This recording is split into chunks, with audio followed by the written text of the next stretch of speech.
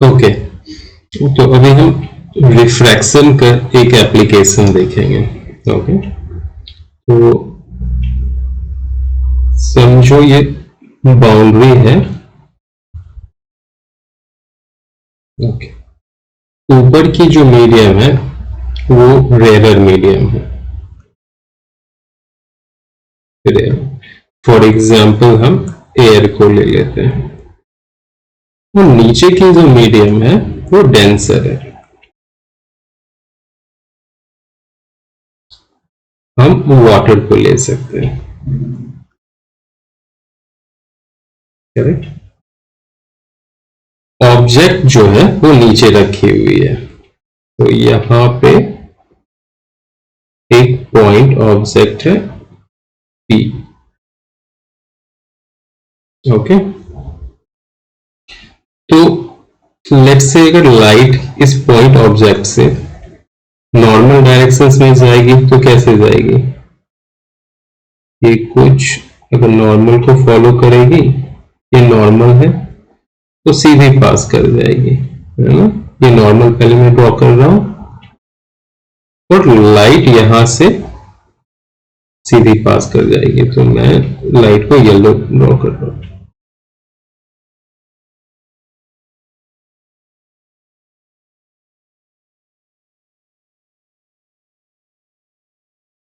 Okay, object से light सीधी निकल गई विदाउट एनी डेविएशंस, क्योंकि 90 डिग्री पे है। अब समझो लाइट 90 डिग्री पे नहीं है, कुछ इस डायरेक्शंस में है।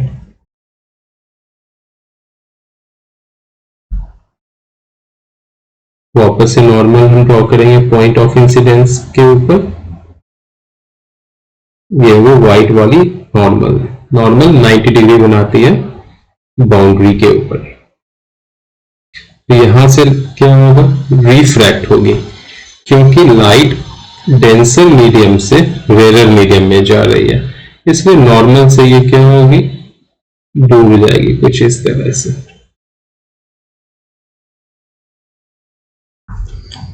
ओके, हम क्या करेंगे? बैक ट्रैक करेंगे।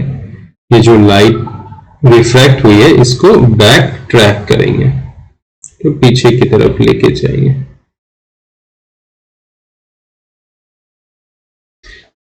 और ये कहां मीट कर रही है? इस पॉइंट पे, है ना। सबका नाम दे दो। ये जो पॉइंट है इसको अगर हम A बोलते हैं, ये P है, ये C हो गई, इसको हम D बोल देते हैं, कुछ भी डाल सकते हैं, करेक्ट। ये हो गई एंगल ऑफ इंसिडेंस, ये हो गई एंगल ऑफ रिफ्रैक्शन।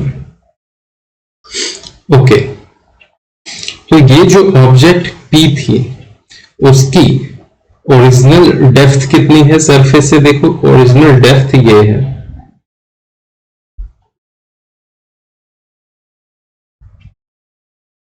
है ना। इसको हम बोलते हैं D real, original depth. Okay, और हमें अपीयर कहां हो रहा है ये ऑब्जेक्ट? ये ऑब्जेक्ट अपीयर हो रहा है यहां पे,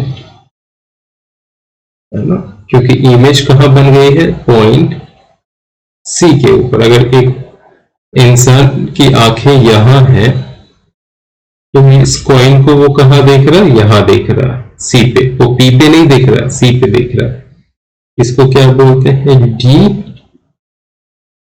एपरेंट।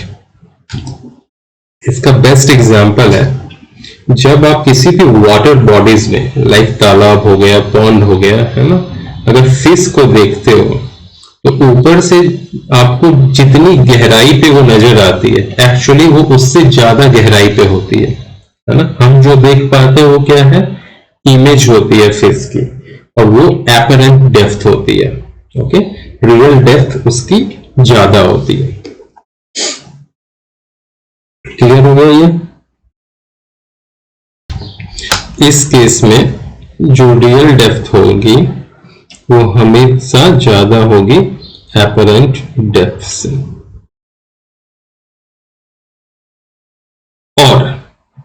जो डिफरेंस होगा रियल डेप्थ और एपरेंट डेप्थ का, उसको हम बोलते हैं शिफ्ट। इमेज में कितनी शिफ्ट आई है, that is called shift. Okay, अब d real upon D apparent, यानी real depth upon apparent depth जो होगी वो होगी रिफ्लेक्टिव इंडेक्स, जहां पे ऑब्जेक्ट है, कहां है, डेंसर मीडियम। ओके, उसकी रिफ्लेक्टिव इंडेक्स हम म्यू लेते हैं, या म्यू डी बोल दो, ठीक है, डेंसर मीडियम। कंफ्यूजन होगा, आप एक सेकंड इसको हम चेंज करते हैं।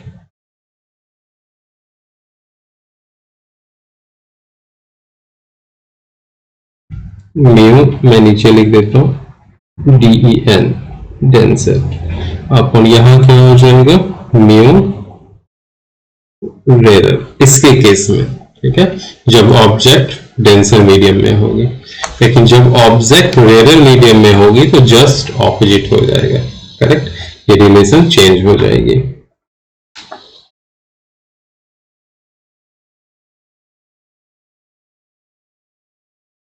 ओके, समटाइम्स इसको ऐसा भी लिखा जा सकता है, D real upon D apparent equal to,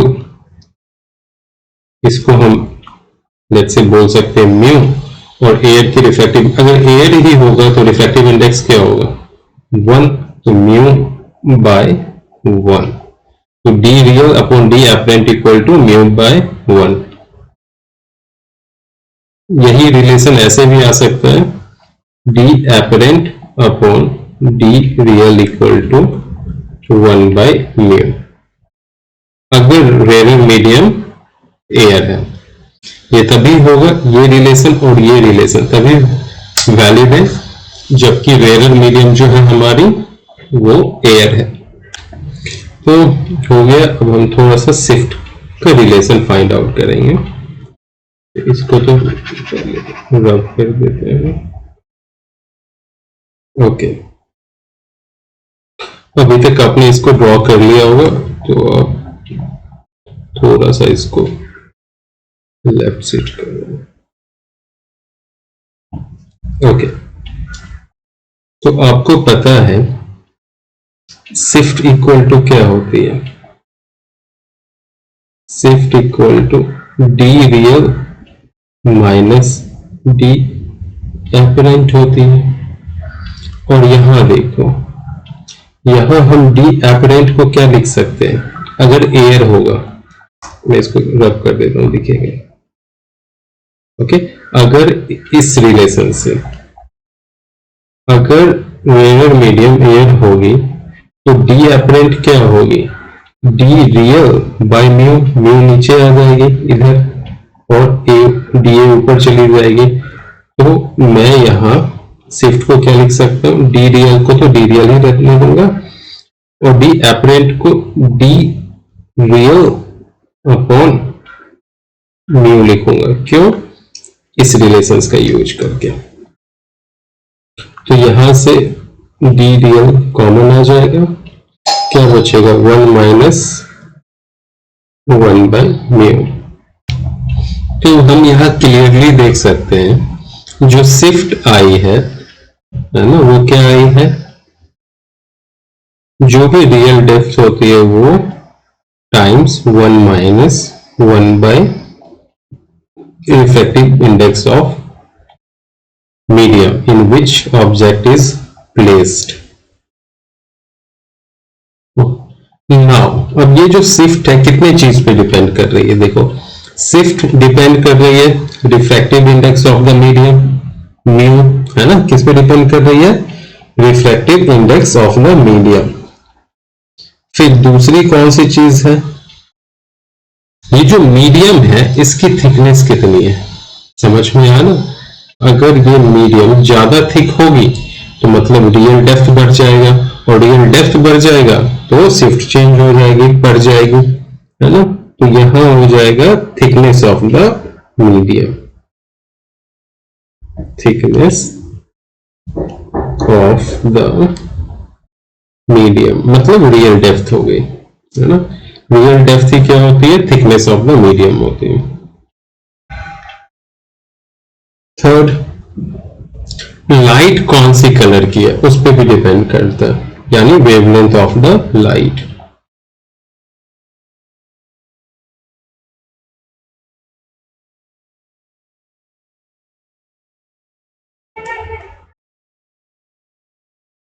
the light अब कैसे डिपेंड करता है वो भी देखो। अगर रिफ्रैक्टिव इंडेक्स बढ़ेगी, है ना, अगर रिफ्रैक्टिव इंडेक्स बढ़ेगी तो शिफ्ट भी क्या होगा, बढ़ जाएगा। अगर थिकनेस ऑफ द मीडियम यानी रियल डेप्थ बढ़ेगी तो शिफ्ट क्या होगा, बढ़ जाएगा। बट अगर वेवलेंथ बढ़ेगी तो शिफ्ट क्या होगा, कम हो जाएगा। समझ में आ रहा। शिफ्ट कितनी है, फिगर में जो शिफ्ट है मैं उसको रेड कलर से डिनोट करता हूं, एक मिनट, यहां से लेके ये है, ओके। इसको क्या बोलते हैं, शिफ्ट। कभी कभी इसको डेल्टा टी से भी डिनोट करते हैं। ये क्या है, ट्राइंगल डेल्टा और ये टी। सबसे ज्यादा किस लाइट की शिफ्ट होगी, वॉयलेट की, ठीक है, क्यों। और सबसे कम किसकी होगी, रेड की। तो वॉयलेट से कम होते होते रेड तक जाएगा। ऐसा क्यों, क्योंकि वॉयलेट की जो वेवलेंथ है वो सबसे कम होती है, इसलिए शिफ्ट सबसे ज्यादा होगा। रेड की वेवलेंथ सबसे ज्यादा होती है, इसलिए शिफ्ट सबसे कम होगा। अब कुछ एग्जांपल्स देखते हैं। समझो ये जो है एक ग्लास स्लैब है, ओके, और इसकी थिकनेस कितनी है, वो टी है, क्लियर हो गया।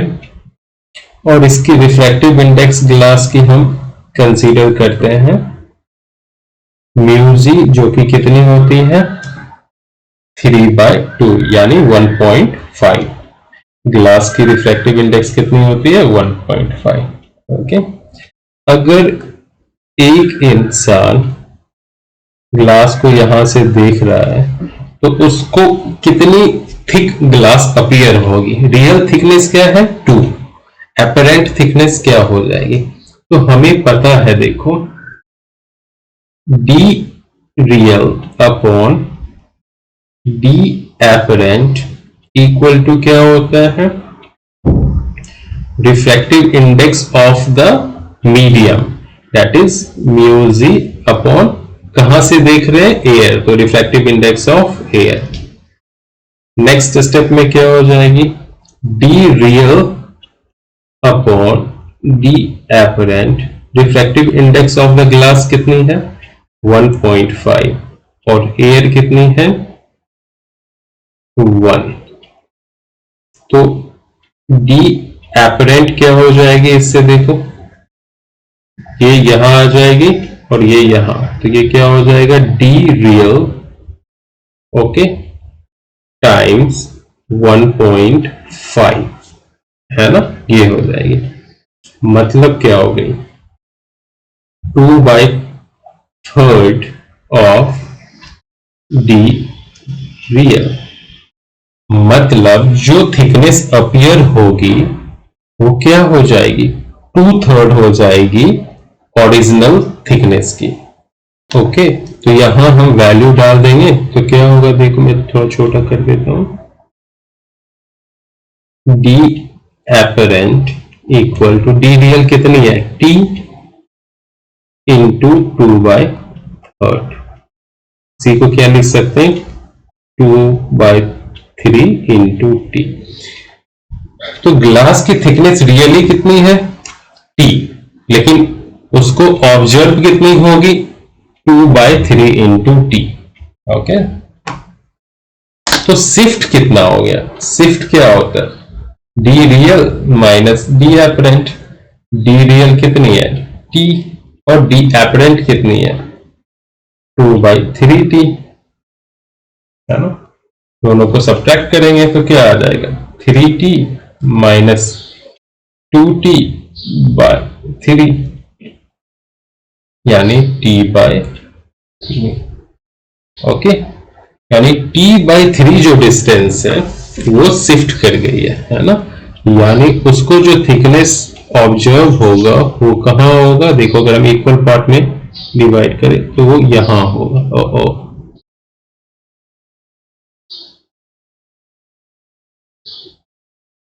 ओके, तो उसको जो ग्लास दिखेगी बस वो इतनी सी दिखेगी।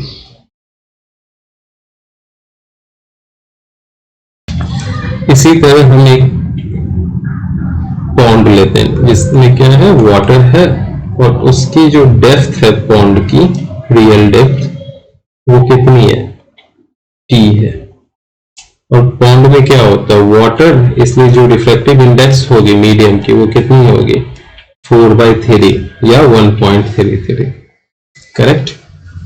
तो एपरेंट डेप्थ क्या होगी, फॉर्मूला में पता है एपरेंट डेप्थ का, real depth upon reflective index of the medium, यानी ये कितनी हो गई, 3/4 इंटू DDL, यानी 3/4 इंटू टी। करेक्ट।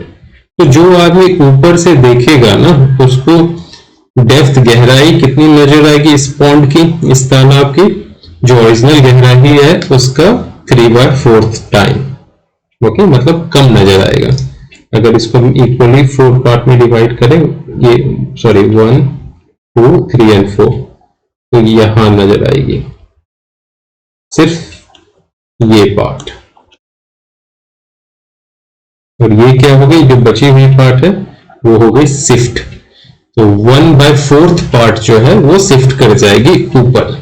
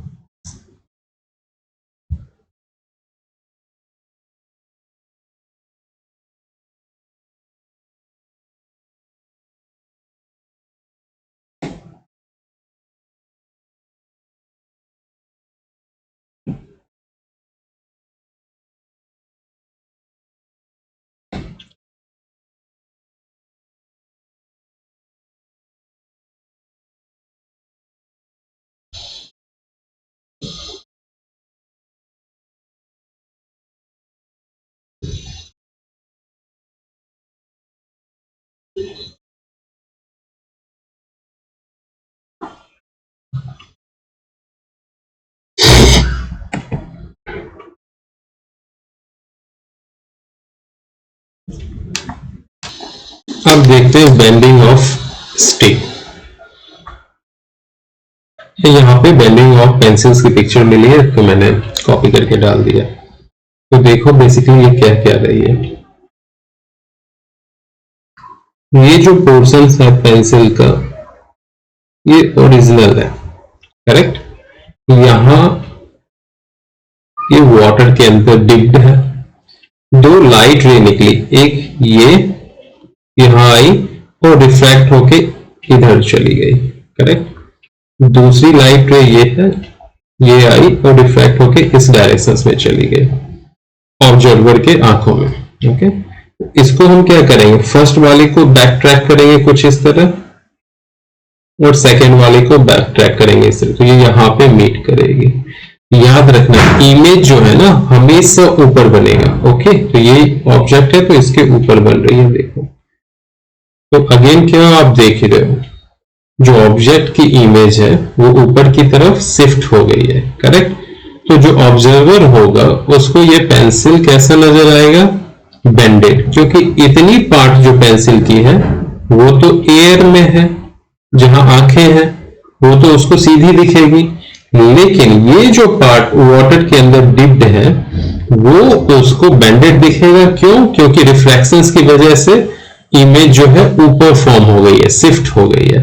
तो इतनी सी जो पार्ट है वो उसमें शिफ्ट आएगा, जिसकी वजह से जो ओरिजिनल स्ट्रक्चर है पेंसिल की वो बेंडेड नजर आएगा। तो ये भी एक एग्जाम्पल है, एप्लीकेशन है रिफ्रैक्शन का। अब हम थोड़ा उल्टा सोचेंगे। मतलब क्या? जो ऑब्जर्वर है वो रहेगा डेंसर मीडियम में और जो ऑब्जेक्ट है वो रहेगा रेयर मीडियम में। तो इसके लिए ड्रॉ करते हैं। तो अगेन ये बाउंड्री हो गई और मैं डेंसर मीडियम को क्या करता हूँ, पूरा शेडी कर देता हूँ।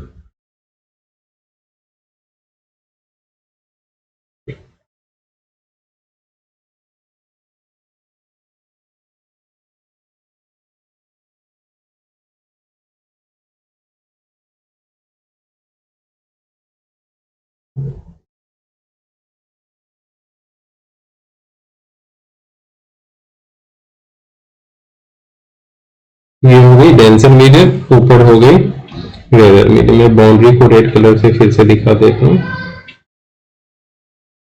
ये हो गई बाउंड्री। ये है डेंसर और ये है rare medium. Rare basically air ही कंसीडर करते हैं, इसलिए म्यू ए क्या हो जाएगी 1, और यहाँ पे डेंसर मीडियम कुछ भी हो सकती है, इसलिए उसको सिर्फ म्यू कंसीडर करते हैं। ओके, ऑब्जर्वर अब कहाँ है? ऑब्जर्वर है, समझो उसकी आंखें हैं कुछ इस तरह से यहाँ पे, करेक्ट। और जो ऑब्जेक्ट रखी हुई है ओरिजिनली वो यहाँ पे है। तो हाइट कितनी है सरफेस से? रियल हाइट HR, ये हो गई रियल हाइट, करेक्ट। तो यहां से लाइट रे अगर सीधी आ गई तो विदाउट एनी डेविएशन इस तरह से पास कर जाएगी। लेकिन होता क्या है, लाइट रे कैसे आती है? यहां टारगेट कर रहे हैं रेयर से डेंसर की तरफ,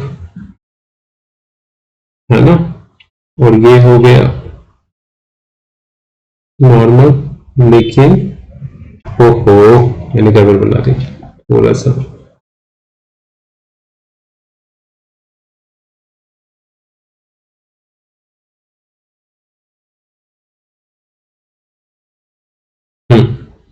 थोड़ा सा मुझे यहां लेना चाहिए था। तो ये ऐसे लैंड की, करेक्ट, अभी बन जाएगा। और यहां है नॉर्मल, है ना। ओरिजिनली इसको कैसे जाना चाहिए? ओरिजिनल पाथ इसका होगा कुछ इस तरह से, है ना, इस तरह से जाना चाहिए। लेकिन जब लाइट रे रेयर से डेंसर जाती है तो वो क्या होता है, टुवर्ड्स नॉर्मल बैंड कर जाती है। तो कुछ इस तरह थोड़ी सी ये बैंड करते हुए आंखों में जाएगी। ओके, क्लियर हो गया। तो जब हम इसको एक्सटेंड करेंगे पीछे की तरफ, बैक ट्रैक करेंगे, ये कहां मीट करेगी? यहां पे नॉर्मल के साथ। यानी ये जो ऑब्जेक्ट थी उसकी इमेज कहां बन रही है? यहां पे। तो एपरेंट हाइट जो होगा HA, वो इस केस में क्या है? ज्यादा है किससे? रियल हाइट से। क्लियर हो गया। तो इसके लिए जो रिलेशंस बनेगी, H apparent upon H real equal to होगा mu of medium upon mu of air, that is 1। Clear हो गया। तो यहां apparent height upon real height equal to mu होगा।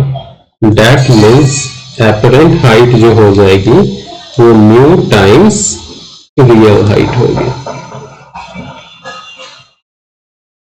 ओके, और शिफ्ट यहां कितनी हो जाएगी? देखो ये वाली पोर्शन, मतलब क्या, यहां H apparent minus H real जो होगी वो हो जाएगी शिफ्ट। तो एच एपरेंट कितनी है, mu times H R minus H R equal to shift. इसलिए शिफ्ट क्या हो गई इस केस में, एच आर कॉमन ले लो तो म्यू माइनस 1।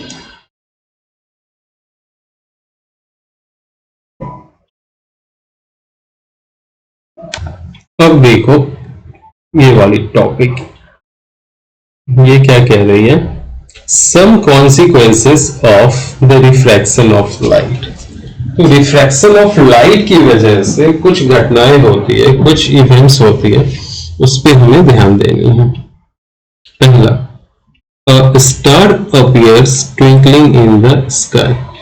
हमें तारे स्टार्स झिलमिलाते हुए ट्विंकल करते हुए नजर आते हैं। इसके पीछे रीजंस क्या है, एटमॉस्फेरिक रिफ्रैक्शन।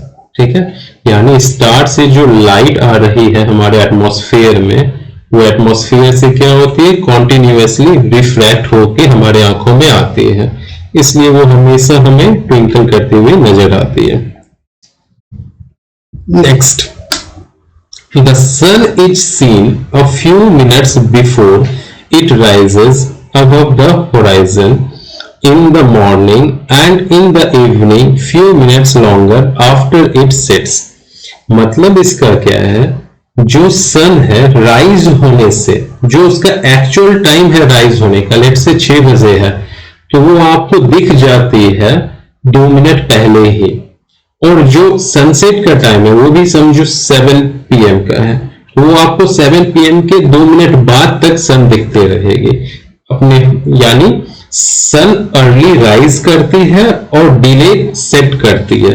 तो इसके पीछे रीजंस क्या है, again atmospheric reflection. Correct. Third, a coin kept in a vessel and not visible when seen from just below the edge of the vessel can be viewed from the same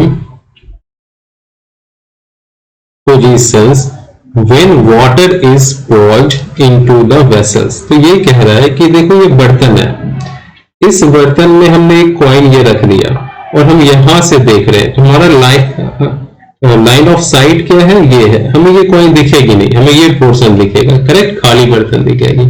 लेकिन अगर हम इसके अंदर कुछ liquid भर दे, water भर दे, ठीक है, तो क्या होगा, ये कॉइन की इमेज ऊपर बन जाएगी, है ना, मतलब ये कॉइन की जो इमेज है यहां बन जाएगी।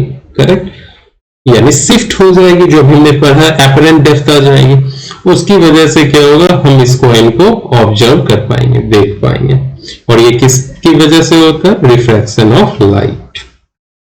4, a print appears to be raised when a glass block is placed over it। तो ये समझो न्यूज़पेपर है, यहाँ पे कुछ कैरेक्टर लिखे हुए हैं इस तरह से।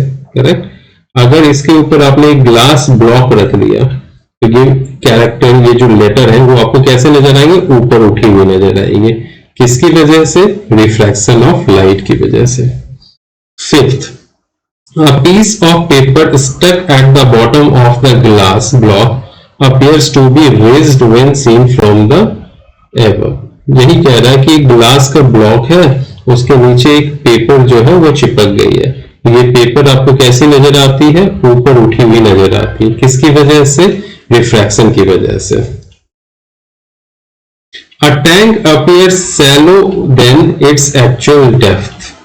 ठीक है, सेम रीजन, ये एक टैंक है, टैंक में क्या होता है, वाटर होता है, जिसकी वजह से रिफ्रैक्शन होती है, और इस वजह से जो इसकी ओरिजिनल डेप्थ क्या है, समझो ये है, वो आपको दिखेगी कितनी, इतनी सी, है ना, यानी सैलो दिखती है, कम गहराई की दिखती है।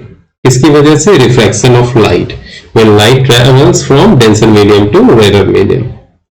A person's legs appears to be short when standing in the tank। Same logic है ना, किसकी वजह से, रिफ्रैक्शन की वजह से। अगर एक आदमी पानी के अंदर खड़ा है तो उसकी टांगे जो है वो छोटी नजर आती हैं।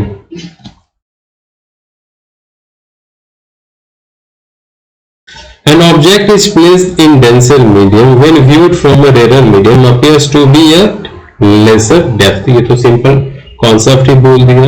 एक ऑब्जेक्ट को जब हम डेंसर मीडियम में रखेंगे और खुद देखेंगे, उसे ऑब्जर्व करेंगे रेयर मीडियम से, तो वो हमें कम डेप्थ में दिखेगी, यानी उसकी गहराई क्या होगी, कम नजर आएगी। 7. An object placed in a rarer medium when viewed from a denser medium appears to be a greater distance than its real distance. अगर एक ऑब्जेक्ट को हम रेयर मीडियम में रखेंगे और देखेंगे उसको डेंसर मीडियम से, तो वो हमें ज्यादा दूर दिखेगी, ग्रेटर डिस्टेंस पर दिखेगी। इस केस में क्या होगी, जो एपरेंट हाइट, डेप्थ नहीं होगी, इसमें हाइट होगी, एपरेंट हाइट जो होगी वो क्या होगी, आपकी ज्यादा होगी रियल हाइट से, जस्ट ऑपोजिट। यानी पहली जो 8 कॉन्सेप्ट है उसमें सैलो हो रही थी, है ना, कम हो रही थी, इसमें क्या होगी, ज्यादा होगी, क्योंकि ऑब्जेक्ट कहां रखी हुई है, रेयर मीडियम में।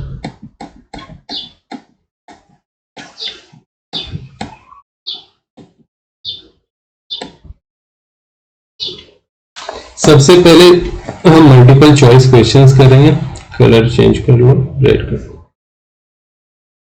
A small air bubble in a glass block when seen from above appears to be raised above because of refraction of light। ठीक है, कह रहा एक एयर बबल है, जब हम इसको ग्लास से देखेंगे तो ये ऊपर नजर आएगी। ठीक है, किसकी वजह से, रिफ्रैक्शन ऑफ लाइट। नेक्स्ट सवाल क्या कह रहे हैं, an object in denser medium when viewed from a rarer medium appears to be raised. The shift is maximum for। सबसे ज्यादा शिफ्ट किसकी होती है, वॉयलेट की होती है, और सबसे कम किसकी होगी, रेड की होगी। वॉयलेट की सबसे ज्यादा क्यों होती है, क्योंकि शिफ्ट डिपेंड्स करता है वेवलेंथ। जिसकी वेवलेंथ सबसे कम होती है उसकी शिफ्ट सबसे ज्यादा होती है। ओके, न्यूमेरिकल करते हैं, देखो क्या। Third, a water pond appears to be 2.7 metre deep. तो ये अपीयर हो रही है, मतलब डी एपरेंट इक्वल टू कितनी है, 2.7 metre. If the refractive index of the water, यानी मीडियम की रिफ्रैक्टिव इंडेक्स कितनी हो गई, 4/3। Find the actual depth of the pond. हमें क्या ढूंढना, डी रियल। ओके, तो हमें पता है D apparent upon D real equal to क्या होता है, 1/μ। ये फॉर्मूला लगाएंगे तो डी रियल इक्वल टू क्या हो जाएगा, म्यू टाइम्स डी एपरेंट, यानी 4/3 टाइम्स 2.7 कितनी हो गई, 3 से ये 0.9 टाइम है, यानी 3.6। तो आंसर क्या हो जाएगा, 3.6। सेकंड क्या कह रहा, अ coin is placed at the bottom of a beaker. तो एक बीकर है, इसके बॉटम में एक कॉइन है, containing water refractive index. Okay, तो यहां क्या रखी हुई है, वाटर है जिसकी रिफ्रैक्टिव इंडेक्स है 4/3 एट अ डेप्थ ऑफ 12, और डेप्थ कितनी है इसकी, 12 सेंटीमीटर। मतलब डी रियल हमें मिल गई है कितनी, 12 centimetre. By what height the coin appears to be raised when seen from vertically above. हमें क्या चाहिए, डी एपरेंट। तो से डी एपरेंट क्या होता है, डी रियल अपॉन म्यू, है ना। डी एपरेंट जो होगा वो डी रियल अपॉन म्यू होगा। तो डी रियल हमारे पास कितनी है, 12 डी एप, और म्यू कितनी हो जाएगी, 4/3, यानी 3 ऊपर चली जाएगी, तो 4 से 3, 3 जा 9। और यार यहाँ तो 9 आ रही है, यहाँ 3 दिख रहा है। एक सेकेंड, ओके, ये शिफ्ट पूछ रहा है ना, ये एपरेंट डेप्थ नहीं पूछ रहा है। तो हमें डी मिल गया, एपरेंट कितनी है 9, डी रियल कितनी है 12, तो शिफ्ट कितनी हो जाएगी, D real minus D apparent, तो 12 - 9 इक्वल टू 3। ये हो जाएगी शिफ्ट। सवाल नंबर 2, फर्स्ट क्या कह रहा है, अ postage stamp kept below a rectangular glass block of refractive index 1.5. A postage stamp kept below a rectangular glass slab of refractive index 1.5. तो समझो ये एक ग्लास स्लैब है, इसके नीचे एक पोस्टेज स्टैम्प रखा है। ग्लास स्लैब की थिकनेस कितनी है? It appears to be raised 7 millimetre. Calculate the thickness नहीं दिया हुआ तो हम थिकनेस को t कंसीडर कर लेंगे और रिफ्रैक्टिव इंडेक्स दी हुई है 1.5। ओके, और यहाँ पे शिफ्ट दिया हुआ कितना है? 7 मिलीमीटर। करेक्ट। हमें शिफ्ट का फॉर्मूला पता है। शिफ्ट इक्वल टू क्या होता है? Delta T equal to D real depth into 1 minus 1 by mu, है ना। तो यहाँ पे हमें डेल्टा टी तो गिवन है, कितनी दी हुई है? 7 mm। तो यहाँ हो गया 7। डी रियल फाइंड आउट करनी है, यानी टी फाइंड आउट करनी है। 1 माइनस 1 बाई म्यू, ग्लास है तो ये हो जाएगा 3/2, 2 ऊपर चली गई तो क्या हो गया? डी रियल, और ये हो गई 1/3 to 7, तो डी रियल क्या हो जाएगा? 7 mm इंटू 3 यानी 21 mm, दैट इज 2.1 सेंटीमीटर।